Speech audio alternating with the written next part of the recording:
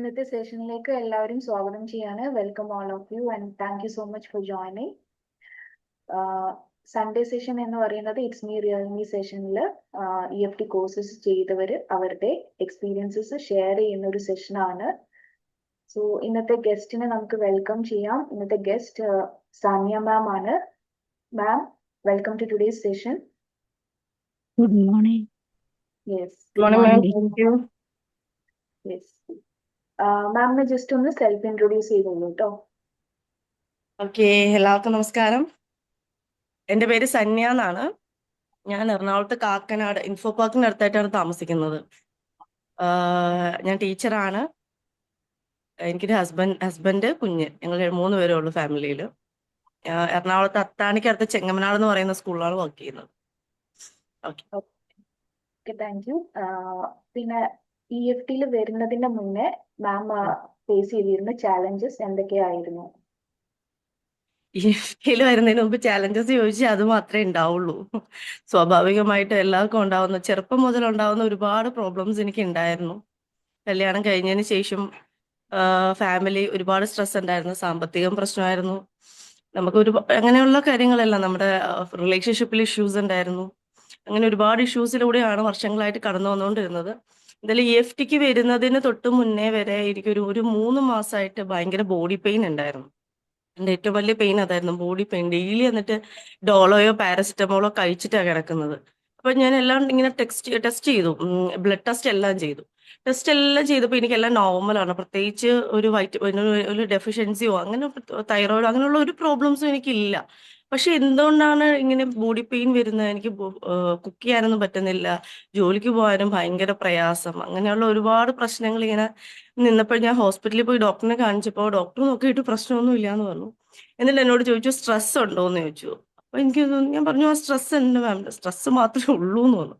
അപ്പൊ അതുകൊണ്ടുള്ള പ്രശ്നമാണ് എന്ന് പറഞ്ഞു. അപ്പൊ ഒരു സൈക്കോളജിസ്റ്റിനെ കാണാനായിട്ട് എന്നോട് പറഞ്ഞു. അപ്പോഴാണ് ഞാൻ റിയലൈസ് ചെയ്യുന്നത് എനിക്ക് ബോഡിയിലുള്ള പ്രശ്നമല്ല, എൻ്റെ മൈൻഡിന്റെ പ്രോബ്ലം മൂലം ഉണ്ടാകുന്ന പ്രോബ്ലം ആണെന്ന് എനിക്ക് മനസ്സിലായത്. അപ്പോഴാണ് എന്നോട് ഹസ്ബൻഡ്, ഇപ്പോൾ ഓൾറെഡി ഹസ്ബൻഡ് ചെയ്തിട്ടുണ്ടായിരുന്നു EFT. അപ്പൊ ഹസ്ബൻഡാണ് സജസ്റ്റ് ചെയ്തത്. അങ്ങനെയാണ് ഞാൻ EFTയിലോട്ട് വരുന്നത്.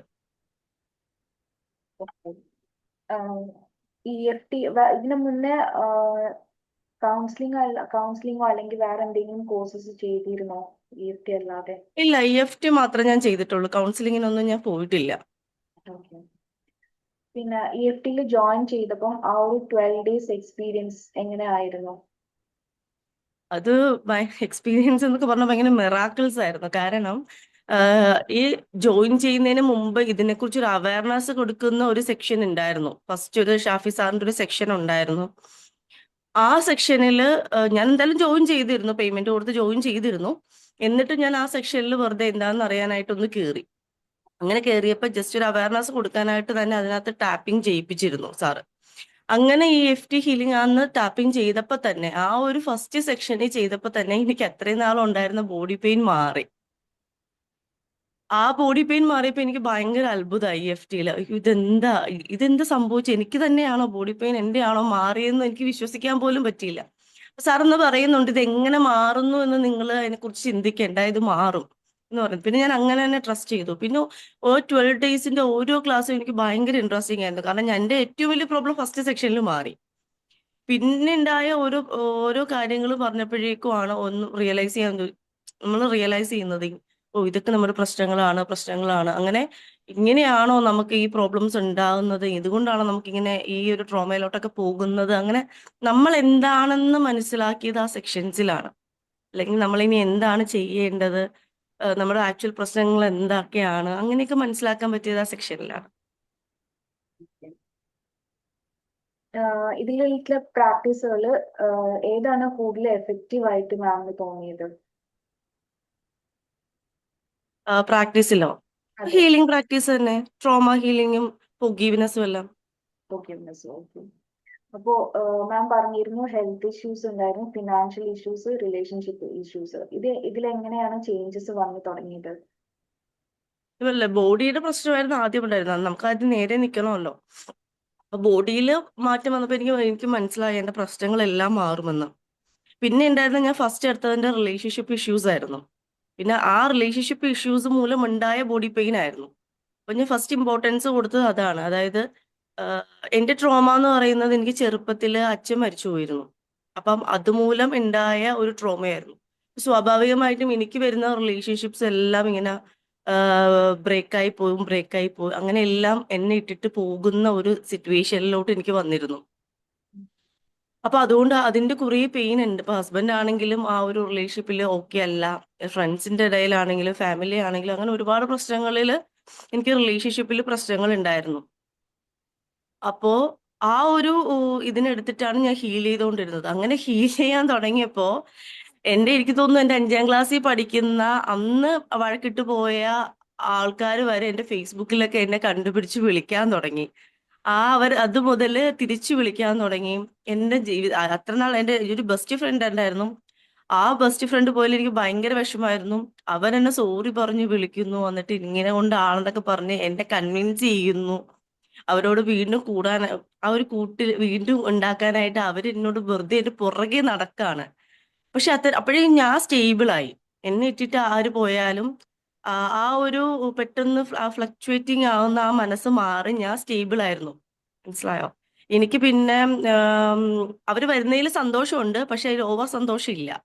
എനിക്ക് എന്റേതായ സ്റ്റെബിലിറ്റിയിൽ എനിക്ക് നിൽക്കാനും അവരോട് പെരുമാറാനും അവരെ ഹേർട്ട് ചെയ്യാതെ സംസാരിക്കാനും ഒക്കെ എനിക്ക് സാധിച്ചിട്ടുണ്ട് റിലേഷൻഷിപ്പിലാണെങ്കിൽ. പിന്നെ ഫിനാൻസ് ആണെങ്കിൽ അത് ഭയങ്കര ഡൗൺ ആയി കിടക്കായിരുന്നു. ആക്ച്വലി ഇത് ഞങ്ങൾക്കൊരു ബിസിനസ് ഉണ്ട്. ആ ബിസിനസ് ഭയങ്കര ഡൗൺ ആയപ്പോയപ്പം ഹസ്ബൻഡ് ഭയങ്കര എന്താ പറയാ ഭയങ്കര ഡൗൺ ആയിരുന്നു. ആ സമയത്താണ് ഹസ്ബൻഡ് ഇത് ജോയിൻ ചെയ്യുന്നത്. ഹസ്ബൻഡ് ജോയിൻ ചെയ്ത് കഴിഞ്ഞാൽ ഫിനാൻഷ്യലി അവിടെ ബിസിനസ്സിൽ ഒരുപാട് മാറ്റങ്ങൾ ഞങ്ങൾക്ക് ഉണ്ടായി. ഞങ്ങളുടെ കസ്റ്റമർ കൂടാൻ തുടങ്ങി, കാര്യങ്ങളെല്ലാം ഓക്കെ ആകാൻ തുടങ്ങി. അങ്ങനെ ഒരുപാട് മാറ്റങ്ങൾ ഉണ്ടായപ്പോഴാണ് ഞങ്ങൾ അവിടെ ഒരു സ്റ്റെബിലിറ്റി ആയത്. അതിനുശേഷമാണ് അപ്പൊ ഹസ്ബൻഡ് ഓക്കെ ആയി. ഫിനാൻഷ്യലി ഞങ്ങൾ കുറെ സെറ്റ് ആയതിനു ശേഷമാണ് ഫിനാൻഷ്യലി കുറെ പ്രോബ്ലംസ് നേരത്തെയാണ് ഉണ്ടായത്. ആ ഹസ്ബൻഡ് സെറ്റായി, ഹസ്ബൻഡിന് കിട്ടിയ ഒരു ഫീഡ്ബാക്കിൽ നിന്നാണ് ഞാൻ ഇതിനകത്ത് ജോയിൻ ചെയ്തത്. പിന്നെ ഞാനും കൂടെ ചെയ്തതോടെ കുറച്ചും കൂടെ ഓക്കെ ആയി വരാൻ തുടങ്ങി. ഓക്കെ. അപ്പം ഹസ്ബൻഡിന്റെ ചേഞ്ചസ് കണ്ടിട്ടാണ് മാമിന് ഇതിൽ കൺവിൻസ് ആയതല്ലേ ഇത് വർക്ക് ആവും അതെ അതിന് അതെ അതെ, വർക്കാവും. ഭയങ്കര ഇതിലെന്തെങ്കിലും മിറാക്കിളായിരുന്നു. കാരണം ചെയ്ത അപ്പൊ തന്നെയുള്ള ഒരു സഡൻ റിസൾട്ട് ആണ് വന്നത്. ഞാൻ അതിന് ഓർത്തിട്ടുണ്ട്, ഇതെങ്ങനെയാണ് നമ്മൾ ഇവിടെ ഇരുന്ന് ഇങ്ങനെ ഹീൽ ചെയ്ത് അവിടെ കസ്റ്റമർ വരുന്നത് എങ്ങനെയാണെന്ന് ചിന്തിച്ചിട്ടുണ്ട്. അപ്പൊ ഞാൻ പറയും, ഹസ്ബൻഡിനോട് ഞാൻ ഇവിടെ ഇരുന്ന് ഹീൽ ചെയ്യുമ്പോൾ പറയും, ഹസ്ബൻഡ് ഇതൊന്നും ചെയ്യാതെ പോയിട്ട് വല്ല മാർക്കറ്റിംഗും ചെയ്യാൻ നോക്ക്, അല്ലാതെ ഇത് ചെയ്ത് കഴിഞ്ഞാൽ എങ്ങനെ കസ്റ്റമർ വരാനാണെന്ന് സത്യത്തിൽ ഞാൻ ചോദിച്ചിട്ടുണ്ട്. എനിക്ക് ദേഷ്യം വരുമായിരുന്നു. ഉള്ള സമയത്ത് വല്ല മാർക്കറ്റിംഗും ചെയ്യാതെ ഇതിന്റെയൊക്കെ പുറകെ നടന്നിട്ട് എന്തിനാണെന്ന് റിയലൈസ് ഞാൻ പല പ്രാവശ്യം ചോദിച്ചിട്ടുണ്ട്. പക്ഷേ മിറാക്കിൾ എന്ന് പറയുന്നത് ഈ ചെയ്യുന്ന ഓൺ ദ സ്പോട്ട് അവിടെ കസ്റ്റമർ ഇഷ്ടം പോലെ വരിക എന്നുള്ളതാണ്. ഞാൻ തന്നെ ഒരു ദിവസം അവിടെ വൈകിട്ട് ചെന്നപ്പോൾ ഞാൻ ഞെട്ടിപ്പോയി. കാരണം അവിടെ കസ്റ്റമർ കൊണ്ട് നിറഞ്ഞിരിക്കുക. തെറാപ്പിസ്റ്റ് എല്ലാം ഓടി നടക്കുന്നു, ഹസ്ബൻഡ് ഓടി നടക്കുന്നു. അങ്ങനെ അതുപോലെ നിറച്ച് ഒരു ട്രാവലർ വന്ന് അങ്ങനെ നിറയാണ്. അങ്ങനത്തെ ഒരു സിറ്റുവേഷൻ വന്നിട്ടുണ്ട്. അപ്പോഴെനിക്ക് മനസ്സിലായത് ശരിക്കും വർക്കൗട്ട് ആവുന്നു. നമ്മുടെ മൈൻഡാണ് ആദ്യം ക്ലീൻ ചെയ്യേണ്ടത്, ഇനി എല്ലാം റെഡിയാവും. പിന്നെ മാം പറഞ്ഞല്ലോ ഫോർഗീവ്നെസിന്റെ കാര്യം. ഇതിൽ ഏറ്റവും കൂടുതൽ പ്രാക്ടീസ് ചെയ്തത് ഫോർഗീവ്നെസ് ആയിരുന്നോ, അല്ലെങ്കിൽ self love, gratitude, energy medicines practice ചെയ്തതിൽ ഏതാണ് മാമിന് കൂടുതൽ എഫക്റ്റീവ് ആയിട്ട് തോന്നിയത്? ഞാൻ ട്രോമയും ഫുഗീവ്നെസ്സും ആണ്. ഫുഗീവ്നെസ് പ്രാക്ടീസ് ചെയ്തതാണ് എന്റെ ഫ്രണ്ട്സ് എല്ലാം തിരികെ വന്നത്. ഫുഗീവ്നെസ് ഒരു പ്രാവശ്യം 2 പ്രാവശ്യം ഒക്കെ ചെയ്തിട്ടേ ഉള്ളൂ. രാവിലെ ഇരുന്ന് മെഡിറ്റേഷൻ ചെയ്യുന്നു, ഫുഗീവ്നെസ് പ്രാക്ടീസ് ചെയ്യുന്നു. ഞാൻ ഫസ്റ്റ് ഫുഗീവ് ചെയ്ത ആള്, ഞാൻ ഫുഗീവ്നെസ് കൊടുത്ത ഒരു 2 ഡേയ്സിനുള്ളിൽ എന്നെ തിരിച്ചു വിളിച്ചു എന്നുള്ളതാണ്. അത്ര ടൈമേ എടുത്തിട്ടുള്ളൂ. അപ്പോ ഞാൻ ഓഫീസിൽ തന്നെയാണെങ്കിൽ ഇപ്പൊ എന്റെ ഫ്രണ്ട്സ് ഒക്കെ ആയിട്ട് എന്തെങ്കിലും ഒരു പ്രോബ്ലം ഉണ്ടായാൽ ഞാൻ അപ്പൊ തന്നെ എടുത്ത് ചെയ്യുമായിരുന്നു. ഇനി മനസ്സിലൊരു പ്രശ്നം ഉണ്ടാവില്ല, അപ്പൊ തന്നെ എടുത്ത് ആ ഫൊഗീവ്നെസ് ചെയ്ത് ഞാൻ അതായത് ഒരിക്കലും മിണ്ടാൻ കുറേ ടൈം എടുത്ത് പണ്ട് മിണ്ടി വരുന്ന ആൾക്കാര് ഇത് ചെയ്ത് കഴിഞ്ഞാൽ അപ്പൊ തന്നെ തിരിച്ചു വന്ന് മിണ്ടി സോറി ഒക്കെ പറഞ്ഞു വരികയാണ്. ഭയങ്കര മിറാക്കിളാണ്. അത് ചെയ്തു കഴിഞ്ഞാലേ മനസ്സിലാവുള്ളൂ. സോ പെട്ടെന്ന് തന്നെ മാമിന് റിസൾട്ട് കിട്ടി അല്ലേ? എനിക്ക് പെട്ടെന്ന് കിട്ടിയിട്ടുണ്ട് റിസൾട്ട്. അപ്പൊ മാം സെൽഫിനെ പറ്റിയിട്ട് മാം എന്താണ് ഇപ്പോ ഈ കോഴ്സ് ചെയ്തപ്പോ എന്താണ് റിയലൈസ് ചെയ്തത്? ഒരു സെൽഫ് ഡിസ്കവറി എന്താണ് ചെയ്തത്? അതായത് എനിക്ക് ഒരുപാട്, അതായത് എന്റെ ക്യാരക്ടറിൽ എനിക്ക് ഒരുപാട് മാറ്റം കൊണ്ടുവരാൻ പറ്റിയിട്ടുണ്ട്. പണ്ടെന്ന് പറഞ്ഞാൽ ഞാൻ പെട്ടെന്ന് വിഷമിക്കുന്ന ഒരാൾ എന്തെങ്കിലും പറഞ്ഞു കഴിഞ്ഞാൽ പെട്ടെന്ന് സങ്കടം വരും. എന്നിട്ട് ഞാൻ എൻ്റെ ഒരു പിന്നെ ഒരു ക്യാരക്ടറിനെ മാനിക്കാതെ അവരുടെ പുറകെ നടക്കും. സോറി സോറി സോറി എന്ന് പറഞ്ഞ് നടക്കും. അപ്പൊ അവരെന്നെ റിജക്ട് ചെയ്യും. അപ്പൊ എനിക്ക് വീണ്ടും വിഷമം വരും. അങ്ങനെ എനിക്ക് ഒരു ക്യാരക്ടറിന് ഞാനൊരു വാല്യൂ, എൻ്റെ സെൽഫിന് ഞാനൊരു വാല്യൂ കൊടുക്കില്ലായിരുന്നു. അങ്ങനെ കൊടുക്കാന്ന് പറഞ്ഞാൽ എനിക്ക് എൻ്റെ കൂടെയുള്ള എല്ലാവരും വേണം എന്നുള്ള ഒരു കൺസെപ്റ്റ് ആയിരുന്നു. പക്ഷെ അതുകൊണ്ട് മറ്റുള്ളവർക്ക് എന്നോട് എന്തും പറയാം, എന്തും ചെയ്യാം. അങ്ങനത്തെ ഒരു രീതിയിലായിരുന്നു ആദ്യകാല സമയങ്ങളിൽ. പിന്നെ ഞാൻ ഈ കോഴ്സ് ചെയ്തതിന് ശേഷം എനിക്ക് ഒരു സ്റ്റെബിലിറ്റി കിട്ടി. എന്ന് വെച്ച് കഴിഞ്ഞാൽ ഉണ്ടല്ലോ, ഏറ്റവും സിമ്പിൾ ആയിട്ട് പറയാനാണെങ്കിൽ സാർ ഒരു ദിവസം ഇവിടെ ഇരുന്ന് നമ്മുടെ ഇഷ്ടമുള്ള നമുക്ക് ഫുഡ് ഐറ്റംസ് ഉണ്ടല്ലോ, നമ്മുടെ ഫുഡ് ഐറ്റംസിന്റെ ക്രേവിങ്സിനെ കുറിച്ച് സാറ് ഒരു പ്രാവശ്യം ഹീൽ ചെയ്യിപ്പിച്ചു. അപ്പൊ സാർ അന്ന് എന്നെ തന്നെ എടുത്തിട്ട് സാർ എന്നോടായിരുന്നു അന്ന് ചോദിച്ചത്. അന്ന് ആ സെക്ഷനിൽ ഇരുന്ന് ചോദിച്ചപ്പോ എന്താണ് ഏറ്റവും ഇഷ്ടം എന്ന് പറഞ്ഞപ്പോഴേക്കും അന്ന് KFC ആയിരുന്നു എനിക്കിഷ്ടം. KFCയും ബീഫ് ഫ്രൈ ഇതുപോലുള്ള ഐറ്റംസ്, ഫ്രൈഡ് ഐറ്റംസിനോടാണ് എനിക്ക് ഭയങ്കര ഇഷ്ടം. ഭയങ്കര ഇഷ്ടം എന്ന് പറഞ്ഞാൽ ഭയങ്കര ഇഷ്ടമാണ്. അതിന്റെ മണം വരുമ്പോ തന്നെ എനിക്ക് അതിനോട് അത് മണം വരുമ്പോ തൊട്ട് ഞാൻ ഇങ്ങനെ അടുക്കളയിൽ പോയി എടുത്ത് കഴിക്കുന്ന ഒരാളാണ്. അപ്പൊ സാറ് പറഞ്ഞു അത് എടുത്തിട്ട് വരാൻ പറഞ്ഞു. അതെടുത്തിട്ട് അന്ന് വീട്ടിലുണ്ടായിരുന്നു. അപ്പൊ ഞാൻ അത് എടുത്തിട്ട് വന്നപ്പോഴും ഞാൻ പറഞ്ഞു സാർ പെട്ടെന്ന് ചെയ്യിക്കരുത്. അപ്പൊ സാർ പറഞ്ഞു കഴിക്കരുത് എന്ന് പറഞ്ഞു. അപ്പോഴും കഴിക്കാനുള്ള ക്രേവിങ്സ് എനിക്ക് കൂടുക. അപ്പൊ ഞാൻ തൊട്ടടുത്തിരിക്കുമല്ലോ, അതിന്റെ സ്മെല്ലും അങ്ങനെ വരുമ്പോ ഇങ്ങനെ കഴിക്കാനുള്ളൊരു ഇത് കൂടിക്കൊണ്ടിരിക്കുക. ആ സമയത്ത് സാർ പറഞ്ഞു കഴിക്കരുതെന്ന് പറഞ്ഞിട്ട് അതിനെ വെച്ചിട്ട് അപ്പൊ തന്നെ ആ ഒരു ഇതിനെ ഹീൽ ചെയ്യിപ്പിച്ചു. മിറാക്കിൾ ഫസ്റ്റ് റൗണ്ട് ഹീൽ ചെയ്തപ്പോ തന്നെ എനിക്ക് അതിനോടുള്ള പിന്നെ കഴിക്കണമെന്നില്ല. സെക്കൻഡ് റൗണ്ട് കഴിച്ചു കഴിഞ്ഞപ്പോഴേക്കും ഒട്ടും കഴിക്കണമെന്നില്ല, പിന്നെ മാറ്റി വെച്ചാൽ മതി. തേർഡ് റൗണ്ട് ആയപ്പോഴേക്കും പിന്നെ ഇനി ഇത് കഴിച്ചാൽ ഛർദ്ദിക്കും എന്നുള്ള ലെവലിലോട്ടായി. അത്രയും നമ്മുടെ ആ ഒരു അഡിക്ഷനെ എനിക്ക് തോന്നുന്നു ഒരു അരമണിക്കൂർ എടുത്തിട്ടുണ്ടാവുള്ളൂ. വർഷങ്ങളായിട്ടുള്ള ഒരു അഡിക്ഷനെ അരമണിക്കൂർ കൊണ്ട് സാറ് കളഞ്ഞു എന്നുള്ളതായി. ഇപ്പൊ എനിക്ക് അങ്ങനത്തെ ഫുഡ് ഐറ്റംസ് കാണുമ്പോൾ വലിയ ഒരു ഇതൊന്നും ഇല്ല. വേണമെങ്കിൽ കഴിക്കാം എന്ന് മാത്രമേ ഉള്ളൂ. അല്ലാതെ ആ ഒരു ക്രേവിങ്സിന് ആ ഒരു അരമണിക്കൂർ കൊണ്ട് പോയി എന്നുള്ളതാ. അപ്പൊ അങ്ങനത്തെ നമ്മുടെ ആ ഒരു ഇതിനത് പോകുമ്പോ അതുപോലെ തന്നെ ആ റിലേഷൻഷിപ്പിലും എനിക്കിപ്പോ എന്നെ ഇഷ്ടമില്ലാത്ത ഒരാളുടെ കയ്യിലോ അല്ലെങ്കിൽ എന്നോട് ഒരു ഫ്രണ്ട്ഷിപ്പ് വേണ്ട എന്ന് പറയുന്ന ഒരാളുടെ അടുക്കൽ ചെന്നിട്ട് എന്നോട് വീണ്ടും വീണ്ടും റിക്വസ്റ്റ് ചെയ്യുന്ന എന്റെ ആ ഒരു എനിക്കത് വേണമെന്നില്ല. ആ ഒരു രീതിയിൽ ഞാൻ ഓട്ടോമാറ്റിക്കലി മാറുവാണ്. ഓക്കെ, അവരെന്നോട് മിണ്ടുന്നില്ലേ, വേണ്ട മിണ്ടണ്ട. ഇതിനകത്ത് എനിക്ക് വിഷമയില്ല. ഞാൻ ഒരു സ്റ്റേബിളായി. മനസ്സിലായോ? അവര് വരുവാണെങ്കിൽ അവരോട് മാന്യമായിട്ട് പെരുമാറുക. അല്ലെങ്കിൽ അവർ എന്നെ റിജക്ട് ചെയ്താൽ ഓക്കെ, ഇറ്റ്സ് ഓക്കെ. എനിക്കതിനകത്ത് ഒരു വിഷമവും ഇല്ല. അങ്ങനെ എന്റെ ക്യാരക്ടറിൽ സ്റ്റെബിലിറ്റിയിൽ നിൽക്കാൻ പറ്റി.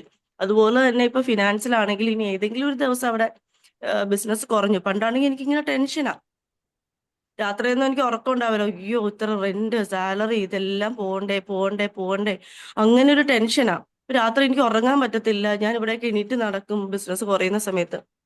അപ്പോ എനിക്ക് അതിനകത്ത് സ്റ്റേബിൾ ആയി. ഇപ്പൊ ഒരു ദിവസം ബിസിനസ് കുറഞ്ഞോ, ഓക്കെ ആണ്. കാരണം ഞാൻ അവിടെ ഇരുന്ന് ഹീൽ ചെയ്യുന്നു, സെൽഫ് ലവ് പ്രാക്ടീസ് ചെയ്യുന്നു, ഗ്രാറ്റിറ്റ്യൂഡ് പ്രാക്ടീസ് ചെയ്യുന്നു, എല്ലാം സ്റ്റേബിൾ ആയിട്ടിരിക്കുന്നു. അവിടെ ഓട്ടോമാറ്റിക്കലി ബിസിനസ് വരും. ഇനി അഥവാ വന്നില്ലെങ്കിലും ഓക്കെ, ഇറ്റ്സ് ഓക്കെ, അടുത്ത ദിവസം വരും. നമ്മൾ സമാധാനപരമായിട്ട് ഒരു പീസ്ഫുൾ ആയിട്ട് ഇരിക്കാനുള്ള ഒരു ടൂളാണ് EFT എന്ന് പറയുന്നത്. ഒരു ഇമോഷണൽ സ്റ്റെബിലിറ്റി കിട്ടി, എന്ത് സിറ്റുവേഷനും ആക്സെപ്റ്റ് ചെയ്യാനുള്ള ഒരു മൈൻഡ് കിട്ടി അല്ലേ? അതെ അതെ അതെ. പിന്നെ മാമിന് എന്തെങ്കിലും ലിമിറ്റിംഗ് ബിലീഫ്സ് ഉണ്ടായിരുന്നോ? ലൈക്ക് സെൽഫിനെ പറ്റിയിട്ട് ഞാൻ പോരാ, എനിക്ക് അത്ര കഴിയില്ല, അങ്ങനെ എന്തെങ്കിലും അങ്ങനെ ഉണ്ടായിരിക്കും. അതായത് ചെറുപ്പത്തിൽ ഞാൻ വല്ല സാമ്പത്തികമുള്ള ഒരു ഫാമിലി അല്ലാത്തത് കൊണ്ട് എനിക്ക് ഒരുപാട് പൈസ കിട്ടാനുള്ള അർഹതയുള്ള ഒരു വ്യക്തിയാണെന്നും ഉള്ളൊരു തോട്ട് എനിക്കില്ലായിരുന്നു. മണിയുടെ കാര്യത്തില്. പിന്നെ റിലേഷൻഷിപ്പിലാണെങ്കിലും ഞാൻ മറ്റുള്ളവരുടെ അത്രയൊന്നും പോരാ, അവര് ചെയ്യുന്ന പോലെയൊന്നും ചെയ്യാനുള്ള എബിലിറ്റി എനിക്കില്ല എന്നുള്ളൊരു കഴിവുണ്ടായിരുന്നു. കാരണം ഞാൻ ഭയങ്കര താഴ്ന്ന വീട്ടിലെയാണല്ലോ. അപ്പൊ ഓപ്പോസിറ്റ് നിൽക്കുന്നവരൊക്കെ വലിയ ആൾക്കാരാണ്. അവരെല്ലാരും ഓക്കെയാണ്. ഞാൻ ഭയങ്കര പാവം. എനിക്ക് അതിനുള്ള കഴിവോ എബിലിറ്റിയോ അങ്ങനെ ഒന്നുമില്ല. എനിക്കിതിനകത്ത് റോളില്ല. എന്നെ ആരും അംഗീകരിക്കില്ല. അങ്ങനെയൊക്കെ ആയിരുന്നു. പക്ഷേ ഇത് മാറി. എനിക്കിപ്പോ സ്കൂളിലെ എല്ലാ പ്രവർത്തനങ്ങളും ഏറ്റെടുത്ത് ചെയ്യുന്ന വ്യക്തി ഞാനാണ്. എനിക്കൊരു വേദിയിൽ എണീറ്റ് പണ്ടൊക്കെ ചാടിക്കയറി സംസാരിക്കാൻ പേടിയായിരുന്നു. ഇപ്പൊ എനിക്ക് അങ്ങനെ ഒരു പ്രോബ്ലം ഇല്ല. എന്റെ കാര്യങ്ങളെല്ലാം ഒറ്റയ്ക്ക് നിന്ന് കണ്ടക്ട് ചെയ്യാനാണെങ്കിലും സംസാരിക്കാനാണെങ്കിലും എല്ലാത്തിനും ഞാൻ ഓക്കെ ആയി. ഒരു കോൺഫിഡൻസും ക്ലാരിറ്റിയും ഒക്കെ സെൽഫിനെ ഒക്കെ പറ്റി. വന്നു. ഇപ്പോ ഈ 12 days കഴിഞ്ഞിട്ട് നിങ്ങൾക്ക് മെന്ററിങ് കിട്ടിയിരുന്നല്ലോ. സോ ആ തീർച്ചയായിട്ടും. സർവീസ് എങ്ങനെയായിരുന്നു, മെന്ററിന്റെ സപ്പോർട്ട് എങ്ങനെയായിരുന്നു? അതായിരുന്നു ജീവിതത്തിലെ ഏറ്റവും വലിയ റിയലൈസേഷൻ. എനിക്ക് കിട്ടിയ മെന്റർ എന്ന് പറയുന്നത് ഹജറ മാം ആയിരുന്നു. എനിക്ക് കിട്ടിയ ഒരു പുണ്യമാണെന്നൊക്കെ പറയാം. അത്രയും മാം എന്നെ സപ്പോർട്ട് ചെയ്തിട്ടുണ്ട്. കാരണം അത്രമാത്രം ട്രോമാസ് എനിക്ക് ഉണ്ടായിരുന്നു ചെറുപ്പത്തില്. അപ്പം മാം ഇങ്ങനെ ഫസ്റ്റിൽ നമ്മളെ വിളിച്ച് സംസാരിക്കുമല്ലോ. അപ്പൊ എന്റെ ഓരോ കാര്യങ്ങൾ, പഴയ കാര്യങ്ങൾ ഇങ്ങനെ ചോദിക്കുമ്പോൾ ഞാൻ അത് പ്രശ്നമാണ്, ഇത് പ്രശ്നമാണ്, അവിടെ പ്രശ്നമാണ്, ഇവിടെ പ്രശ്നങ്ങൾ അങ്ങോട്ട് ഒഴുക്കുമായിരുന്നു. അപ്പൊ മാം ഇങ്ങനെ സമാധാനപരമായിട്ട് എല്ലാം കേട്ടിരിക്കും. ചെറുപ്പം മുതലുണ്ടായ ഓരോ കാര്യങ്ങൾ കേട്ടിരുന്നിട്ട് മാം പറയും, അന്നത്തെ എനർജിയാണ് ഇവിടെ ഇപ്പൊ അട്രാക്ട് ചെയ്യുന്നത്. ശരിയാണ്. അതായത് ചെറുപ്പത്തിൽ എനിക്ക് എന്താണോ സംഭവിച്ചത്, ആ സെയിം തോട്ടും സെയിം സംഭവങ്ങളും തന്നെയാണ് ഞാൻ ഇപ്പോഴും അനുഭവിച്ചുകൊണ്ടിരിക്കുന്നത്. അത് കറങ്ങി കറങ്ങി കറങ്ങി വീണ്ടും വരികയാണ്. അപ്പൊ എന്റെ ബോഡിയിലാണ് ഈ നെഗറ്റീവ്സ് എല്ലാം കിടക്കുന്നതെന്നും എനിക്ക് റിയലൈസ് ചെയ്യാൻ പറ്റിയത് അതാണ് എന്റെ ഏറ്റവും വലിയ റിയലൈസേഷൻ. കാരണം അത്രയും നാളും ഞാൻ വിചാരിച്ചിരിക്കുന്നത് ഓപ്പോസിറ്റ് നിൽക്കുന്ന വ്യക്തിയാണ് പ്രശ്നക്കാര്. അവരുടെ ബിഹേവിയർ കൊണ്ടാണ് അവർ അങ്ങനെ നിൽക്കുന്നത്, അല്ലാതെ എനിക്ക് പ്രശ്നമൊന്നുമില്ല, ഞാൻ ഓക്കെ ആണെന്നുള്ള തോട്ടായിരുന്നു. പക്ഷെ അങ്ങനെയല്ല. നമ്മുടെ ബോഡിയിൽ ഒരു എനർജി ഉണ്ട്. ആ എനർജി നിൽക്കുന്നതുകൊണ്ടാണ് നമുക്ക് ഈ നെഗറ്റീവ്സ് എല്ലാം കൂടെ വരുന്നത് ഒരു റിയലൈസേഷൻ കിട്ടിയത് എനിക്ക് ഹാജിറ മാമിന്നാണ്. അവിടെ മുതലാണ് എനിക്ക് മനസ്സിലായി ഹസ്ബൻഡ് എന്തുകൊണ്ട് എന്നോട് നെഗറ്റീവായിട്ട് ബിഹേവ് ചെയ്യുന്നു, എന്റെ ഫ്രണ്ട്സ് എന്തുകൊണ്ട് എന്നോട് നെഗറ്റീവായിട്ട് ബിഹേവ് ചെയ്യുന്നു, എന്റെ കുഞ്ഞ് എന്തുകൊണ്ട് എന്നോട് ഇങ്ങനെ ബിഹേവ് ചെയ്യുന്നു, എന്റെ പാരന്റ്സ് എന്തുകൊണ്ട് എന്നോട് ഇങ്ങനെ ബിഹേവ് ചെയ്യുന്നു. ആ ഒരു സി- ആ ഒരു എനർജി എന്റെ ബോഡിയിൽ ഉണ്ടെന്നുള്ള റിയലൈസേഷൻ സമയം മുതൽ ഞാൻ പ്രാക്ടീസസ് ഒന്നും മിസ്സാക്കിയിട്ടില്ല. എല്ലാ ദിവസവും മാക്സിമം എന്നെ കൊണ്ട് പറ്റുന്ന ടൈം കണ്ടെത്തി ഞാൻ എല്ലാം ചെയ്യുമായിരുന്നു. അങ്ങനെ ചെയ്യാൻ തുടങ്ങിയപ്പോൾ മുതലാണ് ആ നെഗറ്റീവ് എനർജി എന്റെ ബോഡിയിൽ നിന്ന് മാറാൻ തുടങ്ങിയത്. പിന്നെ ഇരുന്ന് ഹീൽ ചെയ്തിട്ടുണ്ട്. അച്ഛന്റെ ട്രോമ അങ്ങനെ ഇരുന്ന് മണിക്കൂർ കണക്ക്, എനിക്ക് 2 മണിക്കൂർ 3 മണിക്കൂർ ഇരുന്ന് ഹീൽ ചെയ്തിട്ടുണ്ട്. സത്യത്തില് ഇതൊക്കെ എങ്ങനെ പറയണ്ടെന്ന് അറിയില്ല. അതിനും മാത്രം എന്റെ ബോഡിയിൽ നിന്ന് അത്രമാത്രം എനർജി പോകുന്നത് നമുക്ക് ശരിക്കും ഫീൽ ചെയ്യും. എനിക്ക് അറിഞ്ഞുകൂടാ അതെങ്ങനെ പറഞ്ഞു തരണോന്ന് എനിക്ക് അറിഞ്ഞുകൂടാ. സോ ആ നെഗറ്റീവ് എനർജി ഒക്കെ നിങ്ങൾക്ക് റിലീസ് ചെയ്യാൻ സാധിച്ചു അല്ലേ? അതെ. ഇത് ഈ ഒരു കോഴ്സ് നിങ്ങളെ പാരന്റിങ്ങിനെ എങ്ങനെയായിരുന്നു എഫക്ട് ചെയ്തത്? നല്ല രീതിയിൽ സപ്പോർട്ട് ചെയ്യാനും പാരന്റിങ് ഗൈഡൻസ് ഒക്കെ മക്കൾ കൊടുക്കാൻ പറ്റിയോ? തീർച്ചയായിട്ടും. അപ്പോഴല്ലേ ഞാനും എന്റെ കുഞ്ഞിനോട് പിന്നെ എനിക്ക് ഉണ്ടായ ട്രോമാസ് എന്താന്ന് എനിക്ക് റിയലൈസ് ചെയ്യാൻ പറ്റിയപ്പോഴാണ് എന്റെ കുഞ്ഞിനും ഈ പ്രശ്നങ്ങളിലോട്ടൊക്കെ ഞാൻ ഇങ്ങനെ ബിഹേവ് ചെയ്യും. എന്റെ അമ്മ എന്നോട് ബിഹേവ് ചെയ്ത പോലെ ഞാൻ എന്റെ കുഞ്ഞിനോടും ബിഹേവ് ചെയ്തിട്ടുണ്ട്. അപ്പൊ ഞാൻ എന്നെ നല്ലതിനാണല്ലോ എന്ന് വിചാരിച്ചു ചെയ്യുന്നത്. പക്ഷെ അങ്ങനെ ചെയ്തു കഴിഞ്ഞാൽ ഉണ്ടാവുന്ന പ്രശ്നങ്ങളും അവർക്കുണ്ടാവുന്ന പ്രോബ്ലംസും എനിക്ക് മനസ്സിലായപ്പോഴേക്കും ഞാൻ കുഞ്ഞിന്റെ കാര്യത്തിൽ ഇരുന്ന് ഹീൽ ചെയ്യുക ചെയ്തത്. ഹീൽ ചെയ്തപ്പോഴേക്കും ഓട്ടോമാറ്റിക്കലി അവൻ പോസിറ്റീവായിട്ടും, അവനോട് എന്റെ ഏറ്റവും വലിയ പ്രശ്നം അവന്റെ പഠിത്തത്തിലുള്ള പ്രോബ്ലംസ് ആണ്. പഠിക്കാൻ വേണ്ടിയിട്ടാണ് നമ്മൾ അവനെ ഷൗട്ട് ചെയ്യുകയും പിടിച്ചിരുത്തുകയൊക്കെ ചെയ്യുന്നത്. അപ്പൊ അവനിൽ അത് ഭയങ്കര ട്രോമയായിട്ട് മാറും, അവന് ഇഷ്ടമില്ലാതെ പിടിച്ചിരുത്തുമ്പോൾ. അപ്പൊ അത് ഹീൽ ചെയ്യാൻ തുടങ്ങിയപ്പോ തൊട്ട് അവൻ ഓക്കെ ആവാൻ തുടങ്ങി, നമ്മളോട് കോപ്പറേറ്റ് ചെയ്യാൻ തുടങ്ങി, ഇരിക്കാൻ തുടങ്ങി, തനിയെ ഓരോ കാര്യങ്ങൾ ചെയ്യാൻ തുടങ്ങി. അങ്ങനെ ഒരുപാട് എനിക്ക് അവനെ സപ്പോർട്ട് ചെയ്യാൻ പറ്റിയിട്ടുണ്ട്. പിന്നെ ഈ ഓ, ഈ ഒരു ഇന്റർവ്യൂ കാണുന്നവര് പലരും ഇതിൽ കയറണോ വേണ്ടേ എന്നുള്ള ഒരു ഡൗട്ടിൽ നിൽക്കായിരിക്കും, ഇത് വർക്ക് ആവോ ഇല്ലേ എന്നൊക്കെ. അപ്പൊ മാമിന് അവരുടെ അടുത്ത് എന്താണ് പറയാനുള്ളത്? അങ്ങനെ ഒരു ഡൗട്ടിന്റെ ആവശ്യമൊന്നുമില്ല. നമുക്ക് സ്വാഭാവികമായിട്ട് തോന്നും ഇത് എങ്ങനെ വർക്കാവും. നമ്മുടെ ഓരോ കാര്യങ്ങൾ ശരിക്കും നമ്മൾ ചിന്തിക്കും, നമ്മളോട് പിണങ്ങി പോയി എവിടെയോ നിൽക്കുന്ന ഒരാൾക്ക് ഫൊഗീവ് ചെയ്ത് കൊടുക്കുമ്പോൾ അവരെങ്ങനെയാണ് നമ്മുടെ അടുത്ത് വരുന്നതെന്ന് നമ്മൾ ചിന്തിക്കും. പക്ഷെ ഒന്ന് ചെയ്ത് നോക്കിയാൽ മാത്രമേ നമുക്ക് മനസ്സിലാവുള്ളൂ. അതായത് ഇതിനകത്ത് വേണ്ടതെന്ന് പറഞ്ഞു കഴിഞ്ഞാൽ ഞാൻ പെട്ടെന്ന് അക്സെപ്റ്റ് ചെയ്യുന്ന ഒരാളാണ്. ഒരു കാര്യം പറഞ്ഞു കഴിഞ്ഞാൽ ഒരു പരിധി വരെ ഞാൻ പെട്ടെന്ന് അക്സെപ്റ്റ് ചെയ്യുന്ന ആളാണ്. അതുകൊണ്ട് തന്നെ ഞാൻ ഇവിടെ സാറ് പറയുമ്പോൾ അല്ലെങ്കിൽ മാം പറയുമ്പം അത് 100% ട്രസ്റ്റ് ചെയ്ത് തന്നെയാണ് ഞാൻ ചെയ്തിട്ടുള്ളത്. അതുകൊണ്ട് തന്നെ ആയിരിക്കാം എനിക്ക് അത്രയും പെട്ടെന്ന് റിസൾട്ട് കിട്ടിയിരിക്കുന്നത്. അപ്പോ ഇവിടെ ഇരിക്കുന്ന എല്ലാവരും ആ ഒരു മൈൻഡോടെ 100% ട്രസ്റ്റ് ചെയ്ത് EFT ചെയ്താൽ ഉറപ്പായിട്ടും അതിന്റെ റിസൾട്ട് കിട്ടും. നമുക്കറിയാം, നമുക്ക് ഈ ലോകത്തിലുള്ള എല്ലാവർക്കും ആവശ്യമുള്ള ഒരു കാര്യമാണ് EFT എന്ന് പറയുന്നത്. കാരണം അതിന് മാത്രം നമുക്ക് മാത്രം എല്ലാവർക്കും പ്രശ്നങ്ങൾ ഉണ്ടാവും. പ്രശ്നങ്ങളില്ലാത്തൊരു മനുഷ്യൻ ഉണ്ടാവില്ല എന്നറിയാം. അപ്പൊ ഈ പ്രശ്നങ്ങൾക്കുള്ള നമ്മുടെ കയ്യിലുള്ള ഏറ്റവും വലിയ ടൂൾ EFT മാത്രമാണ്. പണ്ട് ഞാൻ ഓർക്കും, നമുക്കൊരു ഒരാൾ നമ്മളോട് ഇങ്ങനെ പെരുമാറണം എന്ന് നമ്മൾ ആഗ്രഹിക്കുമ്പോൾ പൈസ കൊടുത്താൽ കിട്ടുമെന്ന്. പൈസ കൊടുത്താൽ കിട്ടില്ലല്ലോ. ഇപ്പൊ കുറെ പൈസ കൊടുത്തിരുന്നെങ്കിൽ അവരെ കൊണ്ട് ഇങ്ങനെ ഇങ്ങനെ പെരുമാറിക്കായിരുന്നു. എന്നൊക്കെ ഞാൻ ചിന്തിച്ചിട്ടുണ്ട്. പക്ഷെ പൈസ കൊടുത്താൽ നമുക്ക് സ്നേഹം കിട്ടത്തില്ലല്ലോ, അല്ലെങ്കിൽ പൈസ കൊടുത്താൽ നമ്മൾ ആഗ്രഹിക്കുന്ന പോലെ അവർ പെരുമാറത്തില്ലല്ലോ.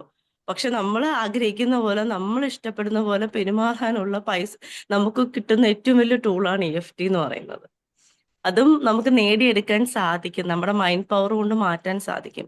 അതുപോലെ നമ്മൾ ആഗ്രഹിക്കുന്ന എല്ലാ കാര്യങ്ങളും നമ്മളിലോട്ട് എത്തിപ്പെടാൻ സാധിക്കുന്ന ഒരു ടൂളാണ് EFT. അപ്പൊ തീർച്ചയായിട്ടും ഞാൻ എൻ്റെ ചേട്ടനെയും ചേച്ചിയോടെയും എല്ലാവരും, എൻ്റെ ഫാമിലിയിലുള്ള ഈ പ്രശ്നങ്ങൾ അനുഭവിക്കുന്ന എല്ലാവരോടും പറഞ്ഞിട്ടുണ്ട് EFT ചേരാനായിട്ട്. ഇതിന്റെ ഒരു ബെനിഫിറ്റ്സ് എന്താന്ന് പറഞ്ഞു കൊടുത്തിട്ടുണ്ട്.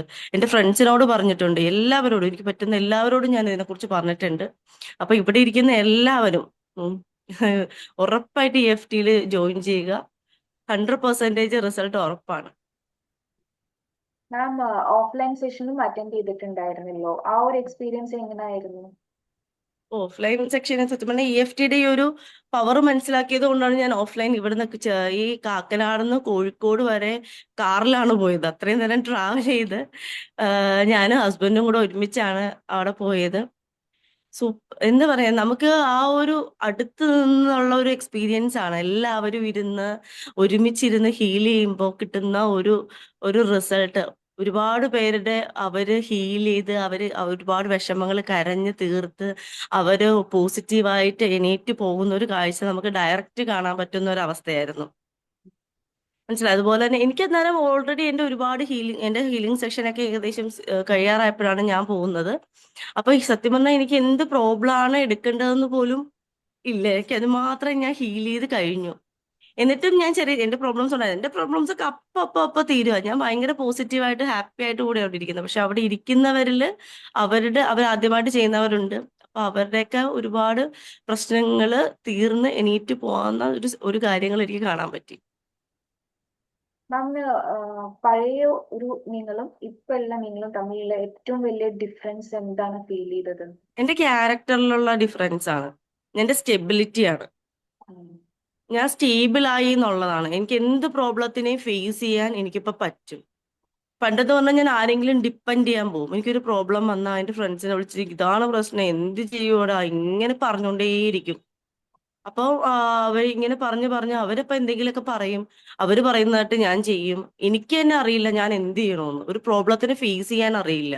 ഒരു പ്രോബ്ലം വരുമ്പോൾ അതിനെ സഹിക്കാൻ അറിഞ്ഞൂടാ. ഇങ്ങനെ പറഞ്ഞു നടക്കും, അത് ചെയ്യും ഇത് ചെയ്യും, കരഞ്ഞു നടക്കും, അങ്ങനെ ചെയ്യുന്നൊരു വ്യക്തിയാണ്. ഇപ്പൊ എന്ന് പറഞ്ഞാൽ എനിക്ക് ആരെയും ഡിപ്പെൻഡ് ചെയ്യേണ്ട ആവശ്യമില്ല. ഫിനാൻഷ്യൽ ആണെങ്കിലും റിലേഷൻഷിപ്പിലാണെങ്കിലും എന്ത് പ്രോബ്ലത്തിലാണെങ്കിലും എനിക്കത് ഫേസ് ചെയ്യാൻ അറിയാം. എനിക്കൊരു ഡിപ്പെൻഡ് ചെയ്യാതെ നിൽക്കാനും അറിയാം, എനിക്ക് മുന്നോട്ട് പോകാനും അറിയാം. അപ്പൊ ആ കംപ്ലൈന്റിങ് മോഡിന്ന് കംപ്ലീറ്റ് ആയിട്ട് മാറി കിട്ടിയില്ലേ? മാറി കിട്ടി. ഓക്കെ. അപ്പോ ഈ ഒരു സിറ്റുവേഷനിൽ നിങ്ങൾക്ക് ആരടുത്താണ് ഗ്രാറ്റിറ്റ്യൂഡ് പറയാനുള്ളത്? തീർച്ചയായിട്ടും എന്റെ മെന്റേഴ്സിന്റെ അടുത്താണ്. ഷാഫി സാറും ഹാജിറ മാമുമാണ്. ഏറ്റവും കൂടുതൽ എനിക്ക് ഷാഫി സാറിനേക്കാളും എനിക്ക് കൂടുതൽ ഒരു അറ്റാച്ച്മെന്റ് തോന്നിയത് ഹാജിറ മാമിനോട്ടാണ്. കാരണം മാമാണ് എന്റെ കൂടെ നിന്നത്, എന്റെ പ്രശ്നങ്ങളെല്ലാം കേട്ടത്, അതെല്ലാം ഒരു സോൾവ് ആക്കി തന്നതും ആ ഒരു പ്രോബ്ലത്തിനെല്ലാം എനിക്ക് മറികടക്കാൻ പറ്റിയതും എനിക്കൊരു സ്റ്റെബിലിറ്റി കിട്ടിയതും. അതായത് എനിക്ക് പറയാൻ പാടില്ലാത്ത കാര്യങ്ങൾ വരെ ഓപ്പൺ ആയിട്ട് പറയായിരുന്നു എന്റെ ജീവിതത്തിലെ.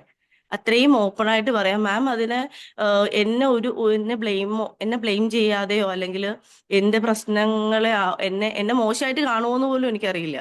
കാരണം നമ്മൾ ചെയ്തിരിക്കുന്ന ഓരോരോ കാര്യങ്ങളും ഞാൻ ഓപ്പൺ ആയിട്ട് പറഞ്ഞിട്ടുണ്ട്. ആ പ്രോബ്ലത്തിനെല്ലാം അതുപോലെ തന്നെ എടുത്ത് മാം എല്ലാം ഹീൽ ചെയ്ത് തന്നിട്ടുണ്ട്.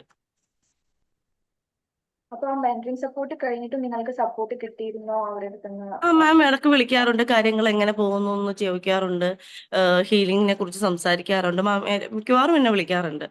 അപ്പൊ നിങ്ങൾ ഇൻവെസ്റ്റ് ചെയ്ത എമൗണ്ട് വർത്ത്ഫുൾ ആയി എന്നൊരു? തീർച്ചയായിട്ടും തീർച്ചയായിട്ടും. അത് ചെറിയ എമൗണ്ട് ആണെന്ന് ചിലപ്പോൾ എനിക്ക് തോന്നിപ്പോവാറുണ്ട്. കാരണം നമ്മുടെ മൈൻഡിനെ ഇത്രയും പോസിറ്റീവായിട്ട് തരുന്ന ഒരു രീതിയിലോട്ട് വരുമ്പോൾ ആ ഒരു എമൗണ്ട് ചെയ്ത് കഴിഞ്ഞപ്പോൾ എനിക്ക് തോന്നി എമൗണ്ട് ചെറുതാണെന്ന്. ചെയ്യുന്നതിന് മുമ്പ് തോന്നി എമൗണ്ട് വലുതാണെന്ന്.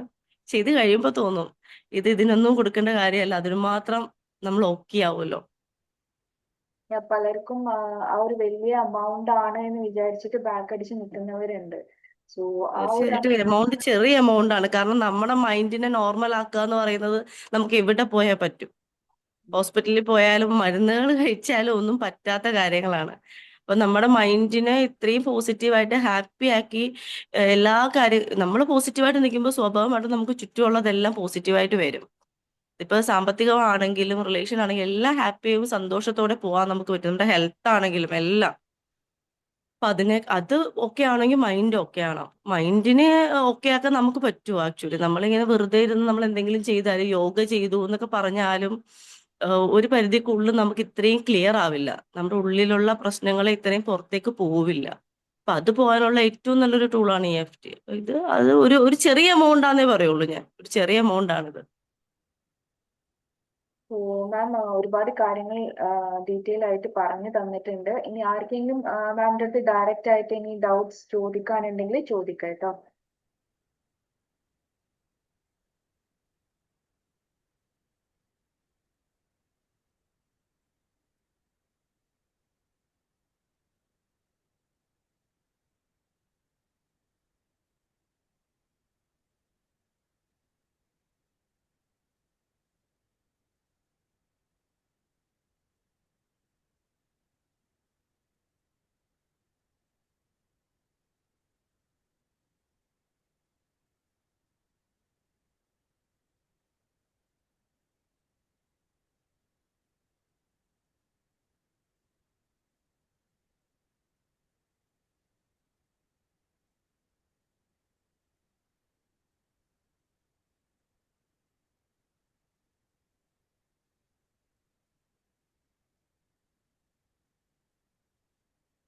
ആർക്കും ഡൗട്ട്സ് ചോദിക്കാനുള്ളേ?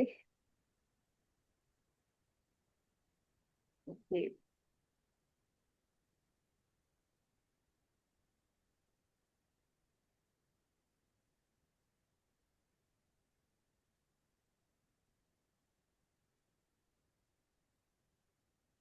സോ ലാസ്റ്റ് ആയിട്ട് മാമിന് ഇവർക്ക് എന്തെങ്കിലും മെസ്സേജ് കൊടുക്കാനുണ്ടോ? മെസ്സേജ് കൊടുക്കാണെന്ന് വെച്ചാൽ സത്യത്തില് ഞാൻ ഇതിനകത്ത് ജോയിൻ ചെയ്യുന്നതിന്റെ പിന്നില് എന്റെ ഹസ്ബൻഡ് ജോയിൻ ചെയ്യുന്നതിന്റെ പിന്നിൽ ഒരു സ്റ്റോറി ഉണ്ട്. അതായത് എന്റെ ഹസ്ബൻഡിന്റെ ഒരു കസിൻ ഉണ്ട്, ഹരീഷ് എന്ന പേര്. ആള് ഞങ്ങൾ ഒരു എന്റെ മനസ്സിൽ വലിയ സാമ്പത്തികമൊന്നും ഇല്ലാത്ത ഒരു വ്യക്തിയായിരുന്നു. അപ്പോ പുള്ളിക്ക് ലാസ്റ്റ് ആയപ്പോഴേക്കും പുള്ളിക്ക് കിഡ്നിക്ക് ഒരു പ്രോബ്ലം വന്ന് ഡയാലിസിസ് സ്റ്റാർട്ട് ചെയ്തു. അങ്ങനെ ഒരു ഹെൽത്ത് ഇഷ്യൂ കംപ്ലീറ്റ്. ഒന്നാമത് ആള് പൈസയൊന്നും ഇല്ലാത്തൊരു വ്യക്തിയാണ്. അതിന്റെ കൂട്ടത്തിൽ ഡയാലിസിസ് വരെ ഡെയിലി സ്റ്റാർട്ട് ചെയ്യുന്ന ഒരു സിറ്റുവേഷനിലോട്ട് പുള്ളിക്കാരൻ പോയി തന്നു. അപ്പൊ നമ്മൾ എങ്ങനെ ഓരോരുത്തരും അവർ സഹായിക്കുകയാണ് എന്നൊക്കെയുള്ള അങ്ങനെ സഹായിച്ചാണ് പുള്ളി പോയിക്കൊണ്ടിരുന്നത്. ആ പുള്ളിയാണ് ഹസ്ബൻഡിന് ഈ EFT ചെയ്യാനുള്ള പേയ്മെന്റ് കൊടുക്കുന്നത്. എനിക്കത് ഭയങ്കര അത്ഭുതമായിരുന്നു. കാരണം പുള്ളിയുടെ കയ്യിൽ പൈസ ഇല്ലാതെ നമ്മൾ അങ്ങോട്ട് എന്തെങ്കിലും കൊടുക്കേണ്ട സ്ഥാനത്ത് ഈ കോഴ്സ് ചെയ്യാനായിട്ട് ചേട്ടൻ എന്റെ ഹസ്ബൻഡിന് പൈസ കൊടുക്കുകയാണ്. പൈസ കൊടുത്ത് ജോയിൻ ചെയ്യിപ്പിച്ചിരിക്കുകയാണ്. കാരണം ഹരീഷ് ചേട്ടൻ ഈ EFT ചെയ്തു. ചേട്ടൻ ആ സാമ്പത്തിക പ്രശ്നങ്ങളൊക്കെ മാറി അത്രയും ക്രൈസിസിൽ നിൽക്കുന്ന ചേട്ടൻ ഓക്കെ ആയിട്ടാണ് നിൽക്കുന്നത്. എല്ലാ ദിവസവും ഡയാലിസിസിന് പോകുന്ന ചേട്ടൻ EFT ചെയ്ത് ഓക്കെ ആക്കിയിട്ട് ചേട്ടൻ പൈസ കൊടുത്ത് എന്റെ ഹസ്ബൻഡിനെ കൊണ്ട് ചെയ്തിരിക്കുന്ന ഒരു സിറ്റുവേഷൻ ആണ്. അങ്ങനെ ഒരു സിറ്റുവേഷനിൽ എനിക്കത് ഭയങ്കര അത്ഭുതമായിരുന്നു. ഇത് എന്താ സംഭവം? അപ്പം അത്രയും പവർഫുൾ ആയതുകൊണ്ടാണ് അങ്ങനെ ഒന്ന് ചെയ്യിപ്പിച്ചേക്കുന്നത്. അപ്പം നിങ്ങളോട് എല്ലാവരോടും എനിക്ക് പറയാനുള്ള കാര്യം അത് തന്നെയാണ്. എങ്ങനെയെങ്കിലും എന്താണെങ്കിലും ഉറപ്പായിട്ട് EFT ചെയ്യുക. റിസൾട്ട് ഉറപ്പാണ്. ലൈഫിൽ ഒരുപാട് ഇഷ്യൂസ് അനുഭവിക്കുന്നവരുണ്ട്. സോ ഇത് എങ്ങനെ ഡീൽ ചെയ്യണം എന്ന് അറിയാത്തവരാണ്. സോ EFT എന്ന് പറയുന്നത് അതിനൊക്കെയുള്ള ഒരു സൊല്യൂഷൻ ആണ്. സോ മാക്സിമം നിങ്ങൾ എല്ലാവരും EFT ചെയ്യാൻ ശ്രമിക്കുക. ലൈഫിൽ അത്രയും ട്രാൻസ്ഫോർമേഷൻ ഇപ്പൊ നിങ്ങൾക്ക് ലൈവായിട്ട് കേട്ടല്ലോ, സന്യ മാമിന്റെ എക്സ്പീരിയൻസസ് കേട്ട് സൺഡേ പലരും എക്സ്പീരിയൻസസ് ഷെയർ ചെയ്യാറുണ്ട്. സോ ഈ ഒരു ടൂൾ എന്ന് പറയുന്നത് നിങ്ങൾക്ക് കിട്ടുന്ന ഒരു ഗിഫ്റ്റ് ആണ്. സോ അത് മാക്സിമം യൂട്ടിലൈസ് ചെയ്യുക. താങ്ക് യു സന്യ മാം, ഒരുപാട് കാര്യങ്ങൾ ഷെയർ ചെയ്ത് ടൈം തന്ന് thank you so much for sharing your experiences. Thank you. Yes. ഞാൻ അങ്ങോട്ടാണ് താങ്ക് യു പറയുന്നത്. ഇപ്പൊ സത്യത്തിൽ ഇത്രയും ഞാൻ ഹാപ്പി ആയിട്ട് സന്തോഷമായിട്ട് ഇരിക്കുന്നത് EFT ആണ്. അപ്പൊ EFTയിൽ എന്നെ ഹെൽപ്പ് ചെയ്ത എന്റെ മെന്റേഴ്സും നിങ്ങൾ എല്ലാവരുമാണ്. എല്ലാവർക്കും thank you. Thank you so much ma'am. So ഇനി അടുത്തൊന്നും ചോദിക്കാനില്ലെങ്കിൽ നമുക്ക് വൈൻഡപ്പ് ചെയ്യാം. Wish you all A great day, happy day, and thank you.